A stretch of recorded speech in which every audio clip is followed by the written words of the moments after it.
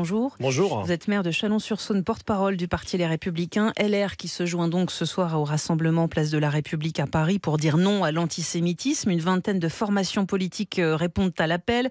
Quasiment la moitié du gouvernement également sera présent. Vous souhaitez quoi, une union nationale ? On souhaite surtout réaffirmer, c'est bien légitime dans des périodes très compliquées pour la communauté juive, qu'une prise de conscience est en train de se lever. Vous savez, ça tient de l'ordre symbolique. On sait très bien qu'on ne va pas renverser totalement les choses par ce rassemblement, mais je pense qu'il y a une accumulation d'actes depuis quelques mois. L'année 2018 a été absolument apocalyptique de ce côté-là, qui nécessite qu'on le dise tout simplement en se tenant debout. Oui. Est-ce qu'il fallait le dire en excluant de fait le Rassemblement national de Marine Le Pen ? L'unité nationale, elle se bâtit sur le respect d'un certain nombre de valeurs communes. Je pense que le Rassemblement national, héritier du Front national, paye en la circonstance un passé qui n'a pas toujours été irréprochable en matière de respect de toutes les religions. On se rappelle des expressions d'un certain membre de la famille Le Pen dans cette grande saga qui n'en finit jamais. Et je pense que c'est aussi... Le père Jean-Marie Le Pen, en l'occurrence, aujourd'hui, c'est la fille. Bien sûr, mais vous n'effacez pas non plus une histoire lorsqu'elle a été marquée par des coups médiatiques aussi délétères que, par exemple, le point de détail de l'histoire, en parlant de la Shoah. Donc, mais vous entendez Alain Finkielkraut, donc victime d'insultes antisémites, qui lui-même s'étonne que le Rassemblement national ne soit pas convié. Je l'entends, et la question mérite d'être posée. Je ne vous dis pas que nous avons la science infuse pour y répondre. Je dis simplement, et j'essaye simplement d'apporter un début d'explication à cet état de fait, que le Front national, dit Rassemblement national maintenant, paye encore la politique qu'il a menée dans le passé et qu'il n'en est pas lavé encore, semble-t-il. Et qui fera ses propres hommages dans la journée de son côté, le Rassemblement national. Qu'il montre et qu'il témoigne que tout ceci, il a tiré un trait dessus. Je sais encore, parce que ça on le sait, qu'au sein du Front national, on a encore beaucoup de membres qui n'ont pas tiré de trait sur la période de Jean-Marie Le Pen. C'est ce qui pose aujourd'hui problème, on le sait. Gilles Plattret, est-ce que vous comprenez que le chef de l'État, Emmanuel Macron, ne se rende pas à ce rassemblement ce soir ?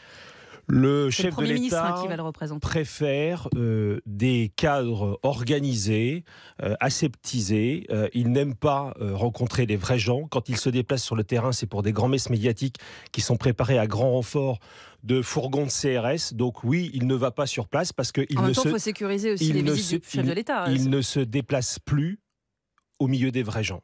Oui. Et ça, c'est une réalité.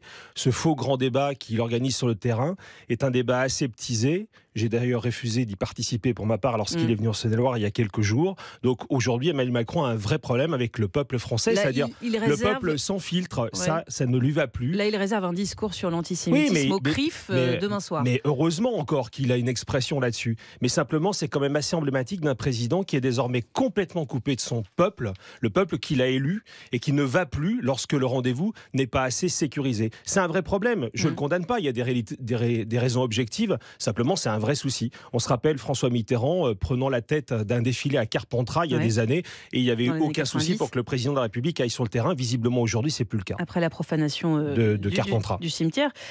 Ces rassemblements, vous le dites, c'est symbolique. Gilles Plattret, on les a vus aussi après des attentats, après des moments malheureux. On a l'impression que c'est la seule réponse aujourd'hui que la classe politique peut donner aux Français. Se rassembler symboliquement, et puis après, il n'y a plus rien. Vous avez entièrement raison de poser la question, parce que la vérité, c'est que si on en reste sur le symbole, il est nécessaire. Vous savez, la puissance du symbole, il ne faut jamais la négliger.